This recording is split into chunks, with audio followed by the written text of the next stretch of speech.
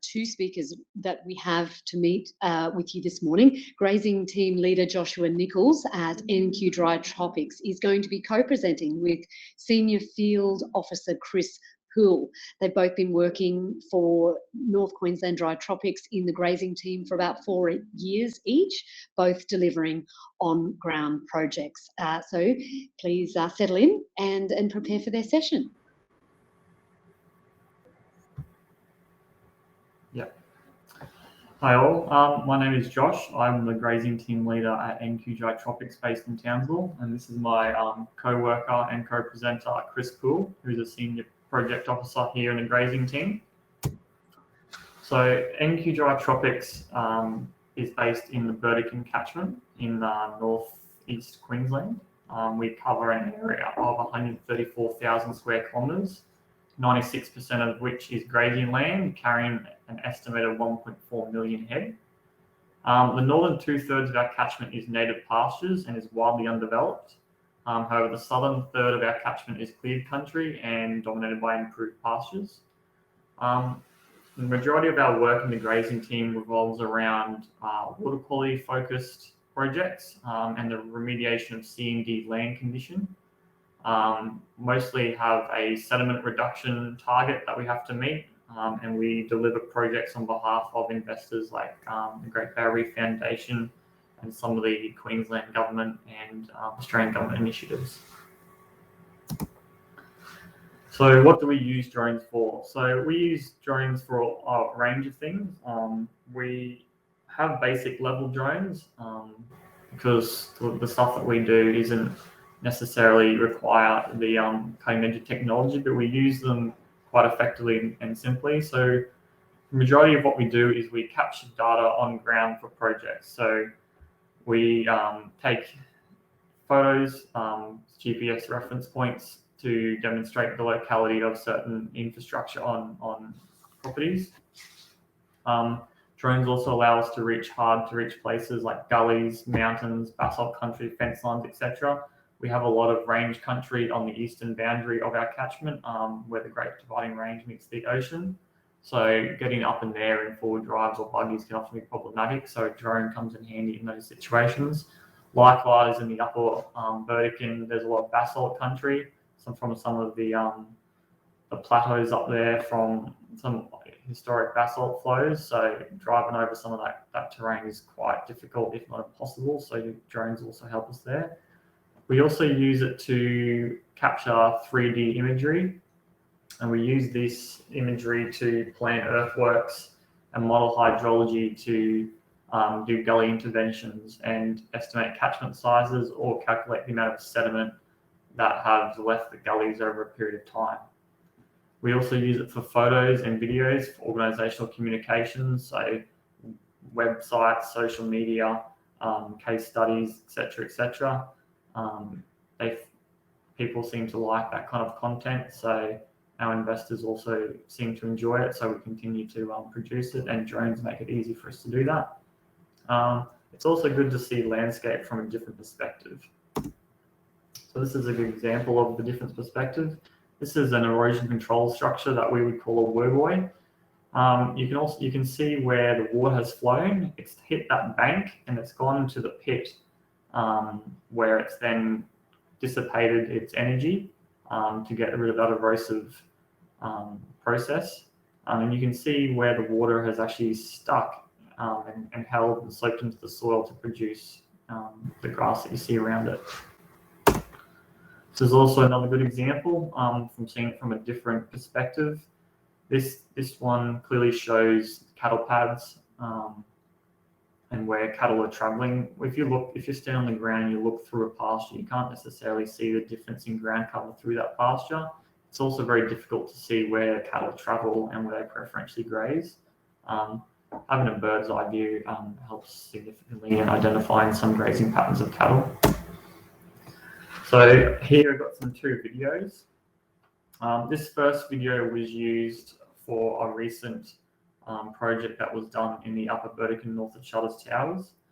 After the 2019 floods in this region, there was some disaster relief recovery funding that was advertised.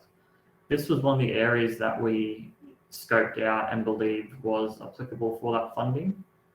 This area is a big basalt flow that meets the Vertican River. There's a series of walls and basalt flows that essentially have created ephemeral wetlands. And this is one of those wetlands. So it has a huge ecological value. It also adds as a sediment basin for the reduction of fine sediments going into the watercourses around here and ultimately flowing into the reef. What's happened in this situation is over time, so much sediment has actually built up into this wetland area, and the water has got to a point where it's actually started to flow over the basalt wall.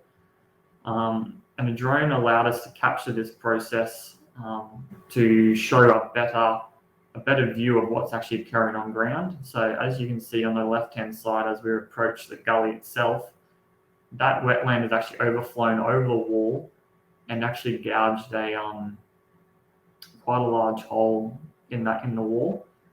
And that hole there, it's hard to tell for scale, but it would probably fit 20 to 30 double-decker buses over, as we're about to see.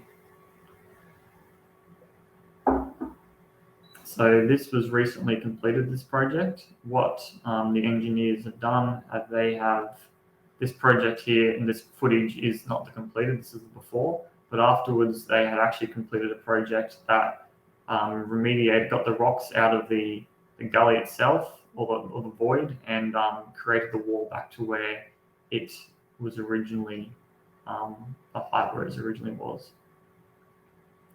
So what was happening was this water was then bypassing the stream, so there was no water going downstream anymore as the original course. It was then coming down here through this void and creating this gully network down the stream bank, which was actually threatening the highway north of Charters Towers, which is now being called Breakneck Gully and has been for quite a while. So this has been happening since roughly the 1970s, and we were using historic imagery from World War II to try and gauge its age.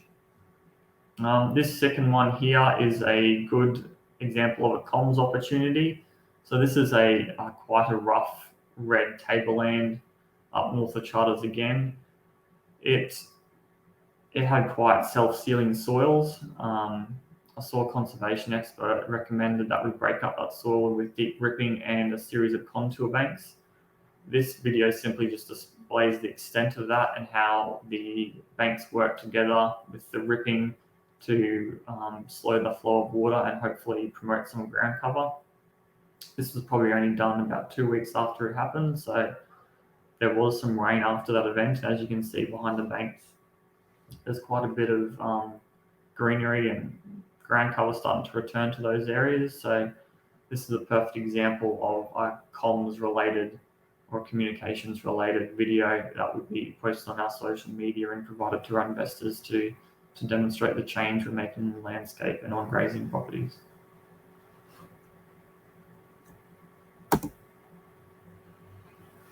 So orthomosaics, digital elevation models, and contours. So a drone is set to fly a grid pattern over the area of interest, taking photos at a set interval.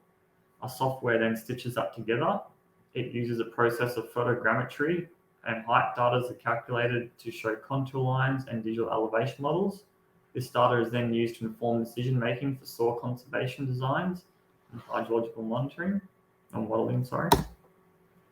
So I'll get Chris to speak to that. But as you can see on the left-hand side, the grid pattern, that's the path that the drone flew. And on the right, that is where all the photo points were taken. So I'll let Poole talk about the actual project at this site.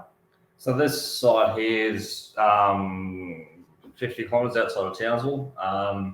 The main source of the erosion wasn't really identified until we've had the drone data, and it's been engineers have said that the actual issue has arisen from the culvert on a road, which has increased the basically the flow pressure of the waterway and taken it outside of a braided creek into more of a fire hose scenario, which is blowing a heap of country away on the northern side of the creek there.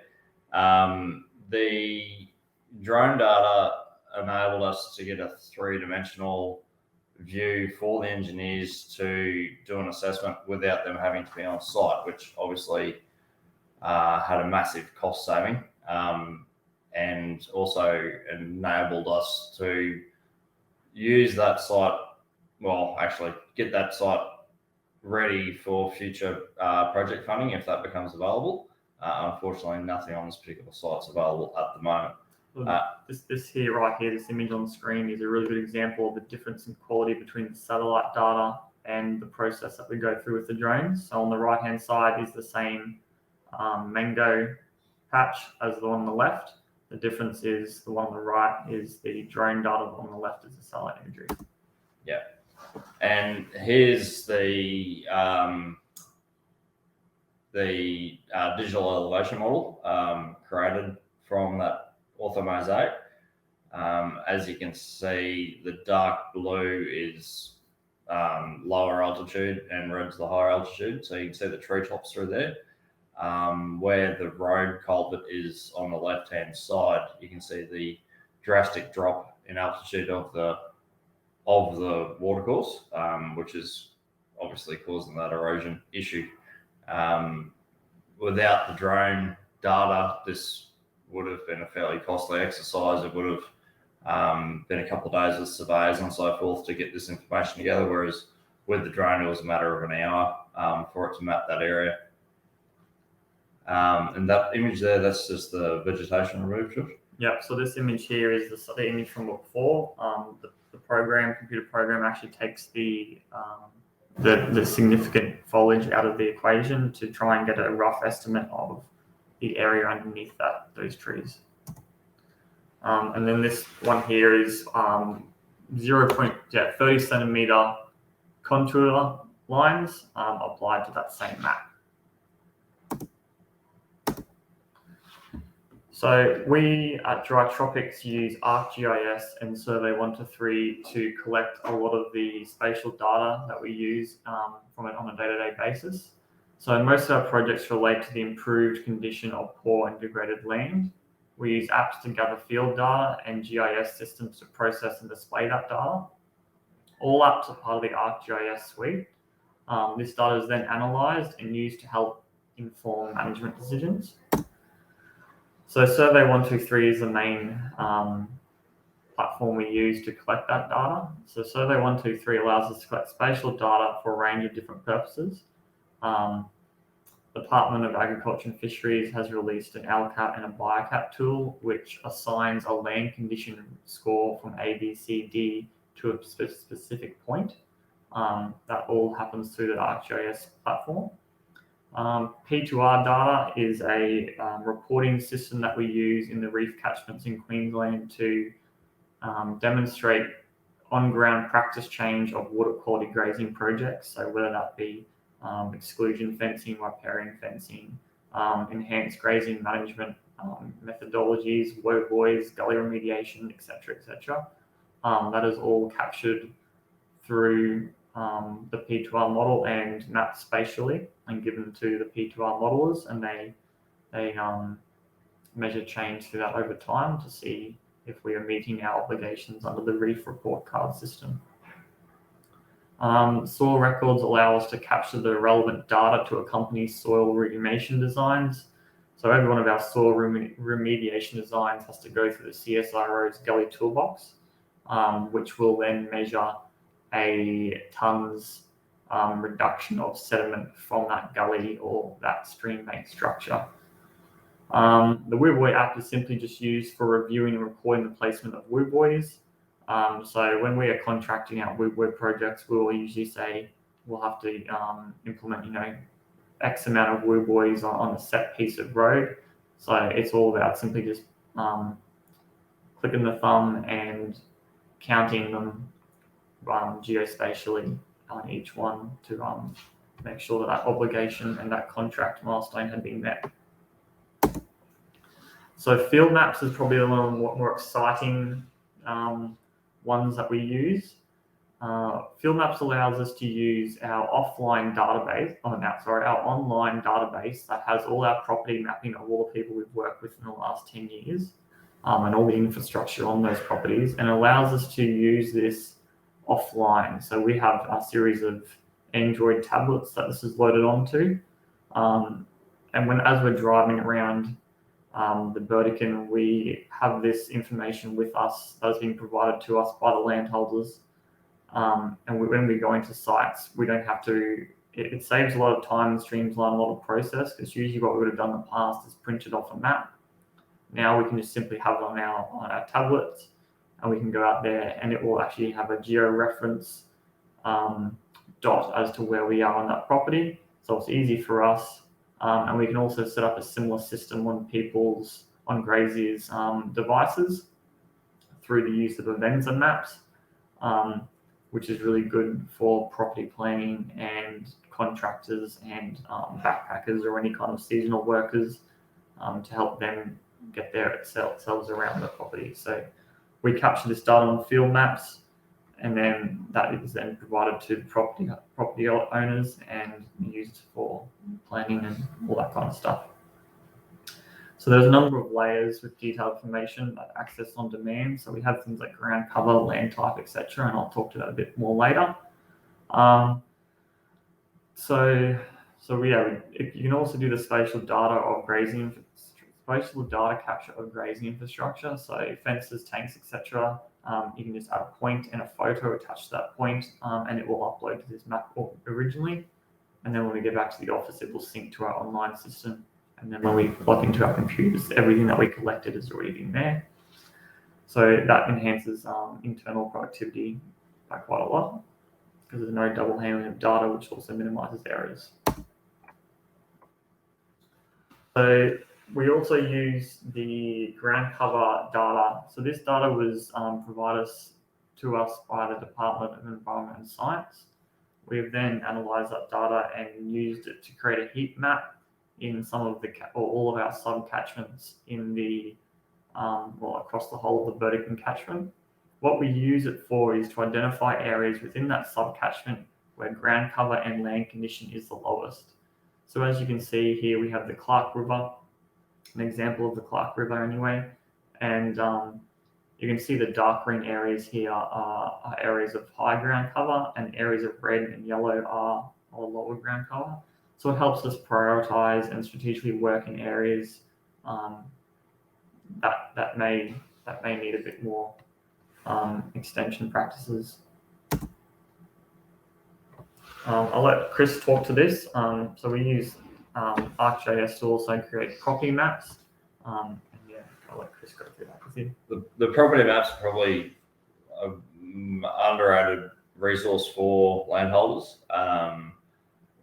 Since working on dry tropics, I've spent a lot of time with landholders developing property maps, and the value is amazing. The ability to sit down and actually have a bird's eye view of the property and plan the next 10 years of infrastructure development is a very worthwhile tool, especially when we're trying to deliver on-ground work for sediment savings.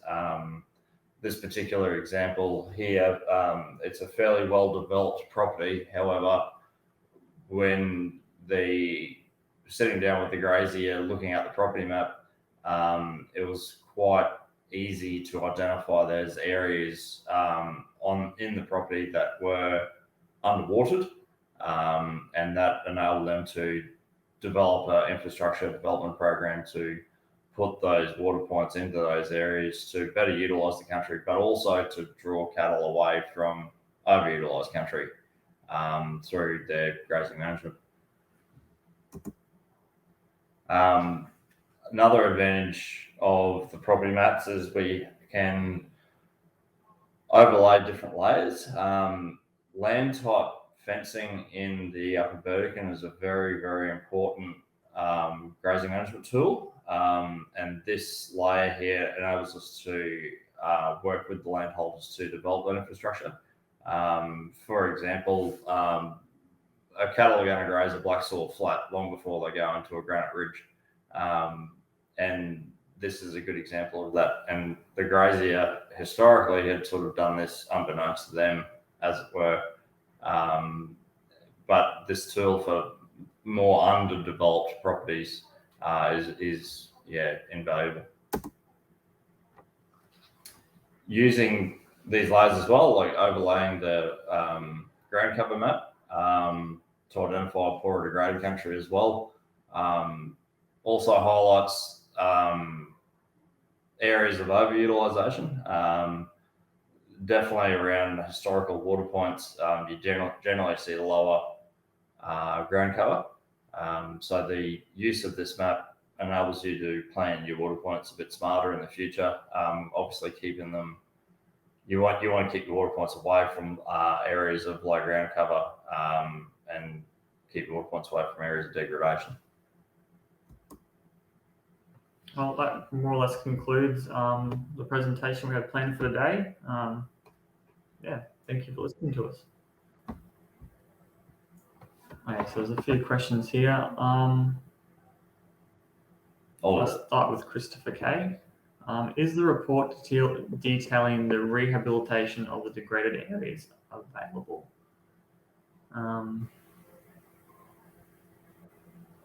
That does. Available on Long Paddock.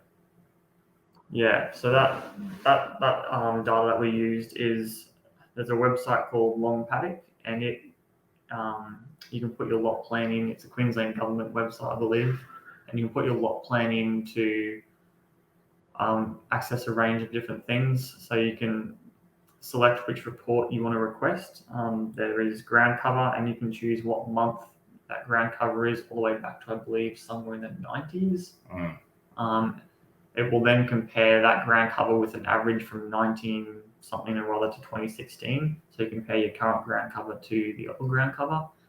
You can also request things like fire scar reports, land type data, all that kind of stuff, and it's an amazing tool for any graziers or extension staff to use within Queensland. I'll fill Richard's question there. Line of sight, yes. Line of sight is a CASA requirement. You're not allowed to fly the drone outside of your line of sight. We underwent training, which enabled us to learn how to track the drones a little bit further away, actually flying the drone properly instead of just pushing buttons.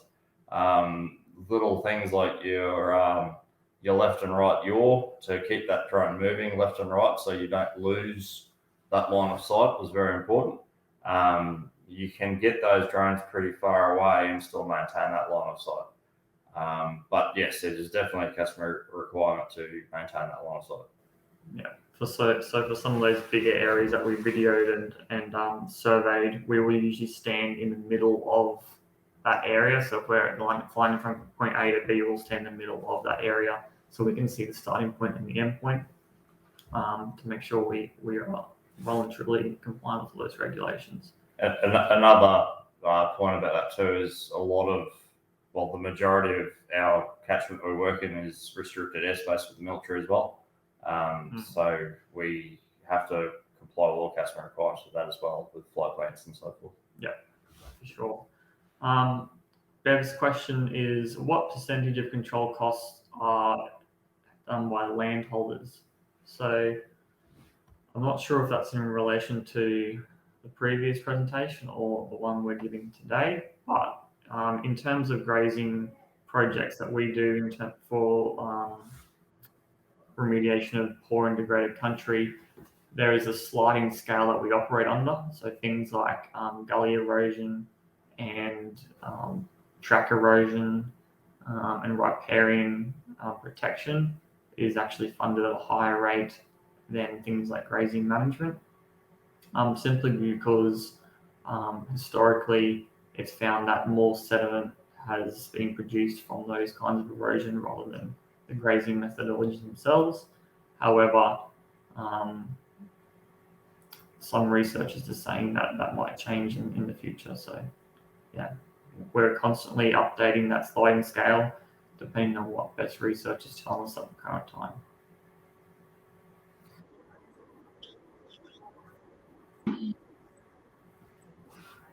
Thank you very much for that session, chaps. And if you had further questions for both of those gentlemen, you please reach out to them, make an appointment with them to meet in the meeting rooms, which are available through the front of the main system there.